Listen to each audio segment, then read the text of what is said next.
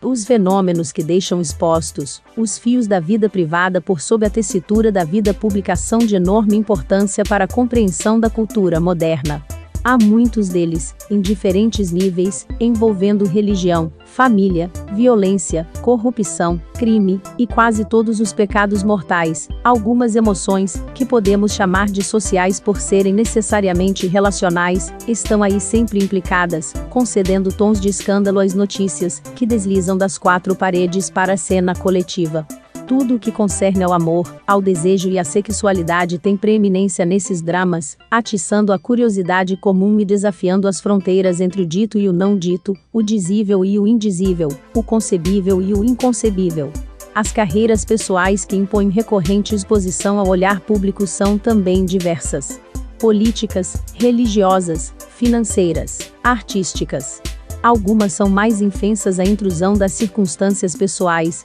outras são mais imediatamente expostas. Entre estas últimas encontram-se as carreiras do espetáculo, sobretudo desde a exacerbação radical do alcance dos meios de comunicação de massa, que podem projetar, de um minuto ao outro, qualquer pequeno coadjuvante para uma grandeza estelar. O fato de se exporem, enquanto personagens de forma reiterada e sensorialmente marcada, com seus traços físicos, sua voz, as expressões de seu rosto, garante-lhes uma grande intimidade do público, que com elas dialoga no silêncio fervoroso em frente às telas, ou ao palco, ou no tumulto das plateias e aglomerações de fãs entusiastas. O material trazido à luz neste livro retira parte de sua pungência e vigor de um capítulo hoje quase esquecido do mundo televisivo brasileiro, em que se desencadeou um generalizado interesse coletivo, e se induziu toda sorte de paixões, das mais públicas às mais privadas. Conhecer a trajetória das chacretes, essas mulheres sensuais que o impagável Chacrinha incorporou à parafernália de seus programas de auditório, é acessar, desde o prisma privado das próprias personagens, a imensidade de desafios da construção das possibilidades de vir a ser pessoa, expressão que utilizei no prefácio ao livro anterior de Rafael Bispo, sobre a juventude emo do Rio de Janeiro, para sublinhar a riqueza de um estudo sobre o modo com que enfrentam as classes populares, incluindo as faixas inferiores das classes médias, os embates das vidas pessoais.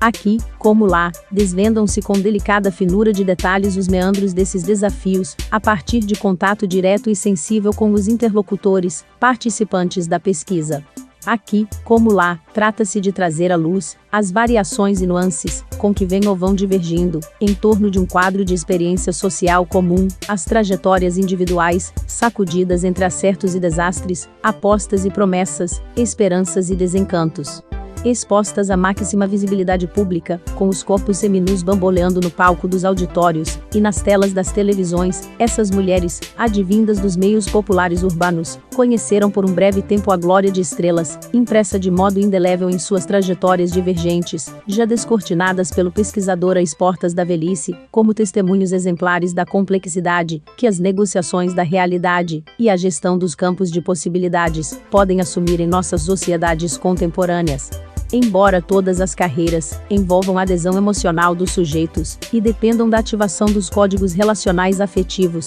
a trajetória de mulheres, socialmente frágeis, gostosas, superexpostas ao público, impõe uma extrema crucialidade aos processos do enamoramento, do apaixonamento, da sedução, dos embates entre amor e dor. Os variados desenlaces com que o autor se viu à frente, não escondem essa base comum e desafiadora do que Andréa Moraes, em sua arguição da tese original, pois se trata de um livro que emerge de uma tese de doutorado, chamou de competência amorosa. Todos esses temas têm sido matéria farta do imaginário ocidental desde o século XVIII, mas centrados majoritariamente nas elites, em seus jogos, rituais, desafios e devaneios. O que se encontra aqui é a oportunidade de perceber a riqueza das formas assumidas pelos jogos do amor e do acaso em um filão específico das camadas populares urbanas brasileiras, transformando essas coadjuvantes menores da grande história nacional em ativas e visíveis protagonistas. Isso não seria possível, numa pesquisa de cunho antropológico, se não fosse a sensibilidade, a capacidade empática, a tenacidade e a expressividade do pesquisador, capaz de tecer uma trama de convivência e intimidade com suas interlocutoras suficientemente densa e intensa.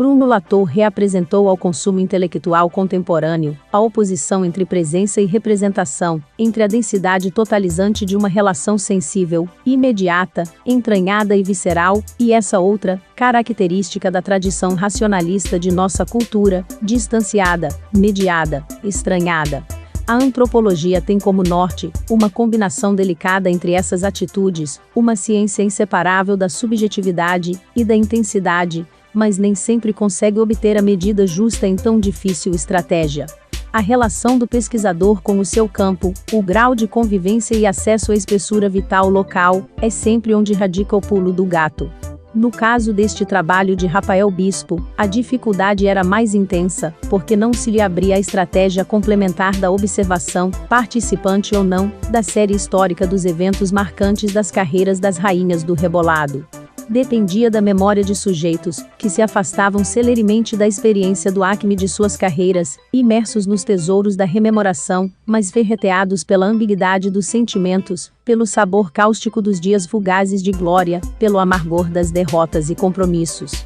Presença sim dotada de grande intensidade, de imbatível carga dramática, mas, por isso mesmo, mais difícil de transmutar nas narrativas analíticas canônicas. Difíceis de transmutar como narrativas, mas também difíceis de reportar do ponto de vista ético. A rememoração dos passos das carreiras era, para a maioria das rainhas, uma tarefa bem espontânea e abundante, até mesmo para um pesquisador homem iletrado, como Rafael, mas como saber até que ponto as confidências da entrevista e da conversa informal poderiam ser acolhidas no texto público do relato.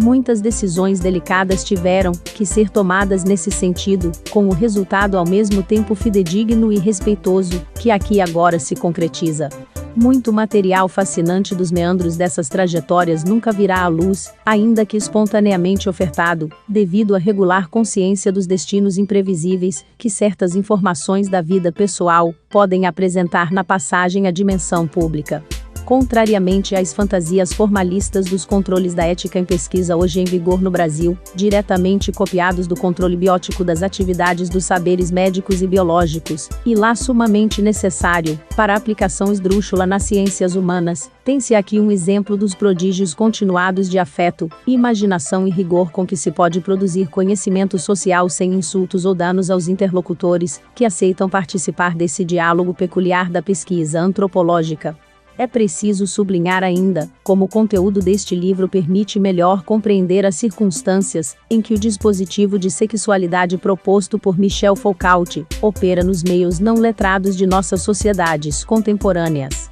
Um de seus recursos analíticos foi o da transição entre a sexualidade tratada como marcerotica, característica dos mundos não ocidentais, e do mundo pré-moderno ocidental, e como uma scientia sexualis, na segregação empírica e dedicação analítica a isso, que viemos a chamar de sexo e sexualidade. Para os segmentos populares, como já enfatizei em outros momentos, a sexualidade continua a ser fracamente desentranhada das demais dimensões da vida moral e afetiva. A cama é um elemento de uma casa complexa e interligada a todos os outros fios das experiências vitais, diferentemente da tendência dos segmentos letrados em considerá-la como, ao mesmo tempo, especialmente crítica e especialmente peculiar, e especialmente privada. Os meandros das vidas dessas rainhas, atravessando camas e palcos e telas, revelam exatamente aquela imbricação prevalecente no mundo popular, mas com uma nota absolutamente singular.